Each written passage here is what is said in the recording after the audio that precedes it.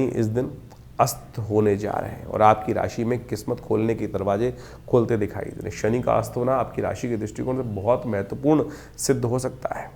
इन दिनों आपकी राशि के दृष्टिकोण से बहुत लंबे समय के लिए तो नहीं, 1 महीने के लिए शनि अस्त हो रहे हैं और अब बस अपने बल को बढ़ाने की ज़रूरत है। दुर्भाग्य ये है कि इस समय शनि अस्त हो रहे हैं जब मंगल भी अस्त चल रहा है। कुछ दिन जरूर मिलेंगे आपको शनि के अस्त होते हुए मंगल ताकत में आ जाए। इस समय आपको अपने बल को जगाना पड़ेगा, शक्ति को जगाना पड़ेगा, तब जाकर हनुमान जी का सुंदर पाठ कीजिए। हनुमान जी को शक्ति को प्राप्त करने के बाद ही इस समय आपकी राशि में परिवर्तन का योग बन सकता है। शनि अस्त होने का लाभ तभी ले सकते हैं जब बाकी ग्रहों को जगाओ।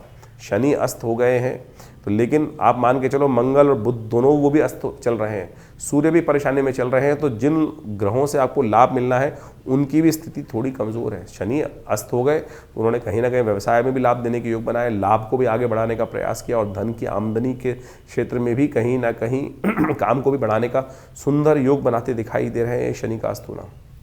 लेकिन इनका पूर्ण लाभ तभी मिलेगा जब इन बाकी ग्रहों की स्थिति को ठीक करने का आप प्रयास करें। कुछ खास उपाय हैं जिनको आपको लगातार करने की ज़रूरत है। हम इस कार्यक्रम में आपको उपाय भी बताने जा रहे हैं, उनको अच्छे से कर लीजिए, तभी जाकर ग्रह परिवर्तन की तरफ आपको देंगे। नहीं तो समस्याएं, ये ग्रह जो है जितना बढ़िया शनि का अस्त होने का योग बन रहा है वो उतना कार्य आपको नहीं कर पाएगा। देखिए शनि तो अस्त हो गए, अब उन्होंने तो अपना प्रभाव कर दिया आपके जीवन में, जो भी जिस क्षेत्र में हमने आपको समझाया है। लेकिन एक बात ध्यान रखना, बाकी सारे ग्रह भी इस वक्त शनि के अस्त होने के साथ साथ मंगल भी अस्त चल रहे हैं, सूर्य जो भी साथ में राहु के साथ फंसे हुए हैं। और इस समय बड़ी विचित्र स्थिति ये बन रही है कि जहां शनि चल रहे हैं उनसे 12वें भाव में ये समस्त ग्रहों की चौकड़ी लगी हुई है। शनि अस्त हैं, शुक्र उनके साथ विराजमान है, ये बहुत कहीं ना कहीं स्थिति अच्छी होने के योग बना रहे हैं। लेकिन साथ में आप मान के चलें इनसे पीछे ही 12वें भाव में जो सूर्य जो हैं, जो बल देने वाले हैं, वो खरमास में चले जाएंगे, उनकी शक्ति वैसी कम हो जाएगी। साथ में राहु ने उनकी बहुत बुरी स्थिति कर दी है, साथ में बुध महाराज भी अस्त अवस्था है, मंगल भी अस्त अवस्था में।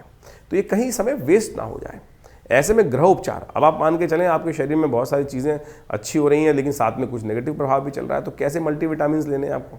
ये उपाय सही रूप से करें कि सही जगह सही चोट लगे, तभी जाके ठीक हो सकता है। तो ऐसे में सबसे पहला काम क्या करना पड़ेगा, आपको मंगल को ताकत देने का प्रयास करना पड़ेगा।